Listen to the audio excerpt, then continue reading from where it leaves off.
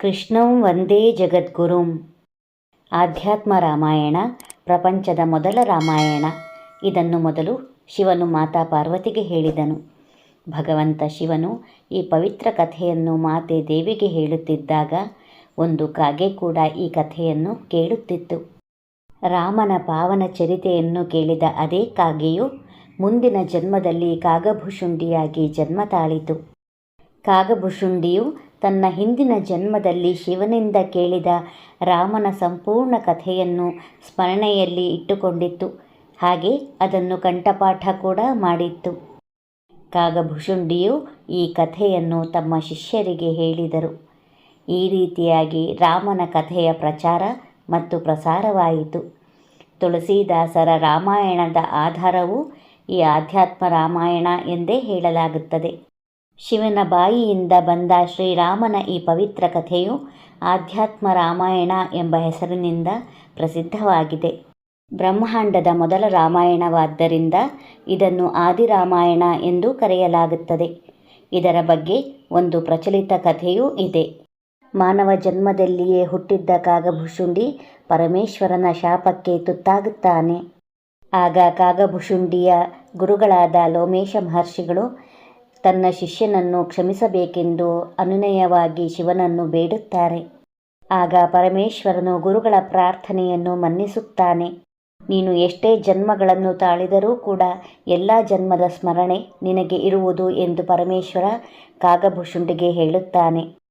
ಕಾಗಭುಷುಂಡಿ ತನ್ನ ಇಡೀ ಜನ್ಮವನ್ನು ಕಾಗೆಯ ರೂಪದಲ್ಲಿಯೇ ಕಳೆದನು. ತನ್ನ ಗುರುಗಳ ಕೃಪೆಯಿಂದ ಇಚ್ಛಾಮರಣದ ವರವನ್ನು ಪಡೆದ ಕಾಗಭುಷುಂಡಿ 27 ಕಲ್ಪಗಳಿಂದಲೂ ಕೂಡ ರಾಮನ ಚರಿತೆಯನ್ನು ನಿರಂತರವಾಗಿ ಪರಮಭಕ್ತಿ, ಆನಂದ, ಸಂತೋಷದಿಂದ ಹಾಡುತ್ತಲೇ ಇದ್ದಾರೆ. ವಾಲ್ಮೀಕಿಗಿಂತ ಮುಂಚೆಯೇ ಕಾಗಭುಷುಂಡಿಯು ಪಕ್ಷಿರಾಜ ಗರುಡನಿಗೆ ರಾಮಾಯಣವನ್ನು ಹೇಳಿದ್ದನು. ಶ್ರೀರಾಮನ ಕಥೆಯನ್ನು ಕೇಳಲು ಗರುಡನು ಕಾಗಭುಷುಂಡಿಯ ಬಳಿ ಏಕೆ ಹೋದನು ಎಂಬ ಪ್ರಸಂಗವೂ ಕೂಡ ಅತ್ಯಂತ ಪಾವನವಾಗಿದೆ. ಮಹಾತ್ಮ ಕಾಗಭುಷುಂಡಿ ನೀಲಾಂಚಲ ಪರ್ವತದಲ್ಲಿ 27 ಕಲ್ಪಗಳಿಂದಲೂ ಇದ್ದಾರೆ. ಅಲ್ಲಿ ಅವರು ಯಾವಾಗಲೂ ಶ್ರೀರಾಮನನ್ನು ಧ್ಯಾನಿಸುತ್ತಾರೆ ಮತ್ತು ಭಗವಂತನ ಲೀಲಾಕಥೆಯ ಗುಣಗಾನವನ್ನು ಮಾಡುತ್ತಲೇ ಇರುತ್ತಾರೆ. ಕಾಗಭುಷುಂಡಿಯು ಹೇಳುವ ರಾಮಕಥೆಯನ್ನು ಪಕ್ಷಿಶ್ರೇಷ್ಠನಾದ ರಾಜ ಹಂಸನೂ ಕೂಡ ಆದರಪೂರ್ವಕವಾಗಿ ಕೇಳುತ್ತಾನೆ ಮತ್ತು ಭಗವಂತ ಶಂಕರನೂ ಕೂಡ ಈ ಸ್ಥಾನದಲ್ಲಿ ಬಂದು ರಾಮಕಥೆಯನ್ನು ಕೇಳಿ ವಿಶೇಷ ಆನಂದವನ್ನು ಪಡೆದಿದ್ದ. ತುಳಸೀದಾಸರು ಬರೆದ ರಾಮಚರಿತ ಮಾನಸದಲ್ಲಿ ಈ ಕಾಗಭುಷುಂಡಿ ಪ್ರಸಂಗದ ಬಗ್ಗೆ ಬಹಳ ಸುಂದರವಾದ ವ್ಯಾಖ್ಯಾನವನ್ನು ಮಾಡಲಾಗಿದೆ. ಶ್ರೀರಾಮಚರಿತ ಮಾನಸದಲ್ಲಿ ಕಾಗಭುಷುಂಡಿಯ ಕಥೆಯನ್ನು ಸ್ವತಃ ಶಂಕರ ಮತ್ತು ಪಾರ್ವತಿಯ ಸಂವಾದದ ರೂಪದಲ್ಲಿ ಬರೆಯಲಾಗಿದೆ. ಸ್ವತಃ ಪರಮೇಶ್ವರನು ಮಾತಾ ಪಾರ್ವತಿಗೆ ಕಾಗಭುಷುಂಡಿಯ ಕಥೆಯನ್ನು ಹೇಳುತ್ತಾನೆ. ಕಥೆಯು ಬಹಳ ರಸವತ್ತಾಗಿಯೂ ಕೂಡ ಇದೆ. ರಾಮನ ಮೇಲೆ ಭಕ್ತಿಯ ಪರಾಕಾಷ್ಠೆಯಾಗಬೇಕೆಂದರೆ ಖಂಡಿತ ಕಾಗಭುಷುಂಡಿಯ ಚರಿತೆಯನ್ನು ಕೇಳಲೇಬೇಕು.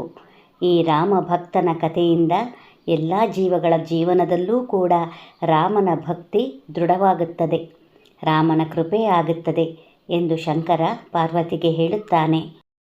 ಇದು ಕಾಗಭುಷುಂಡಿಯ ಜೀವನ ಚರಿತ್ರೆಯ ಪೀಠಿಕೆಯ ಭಾಗ.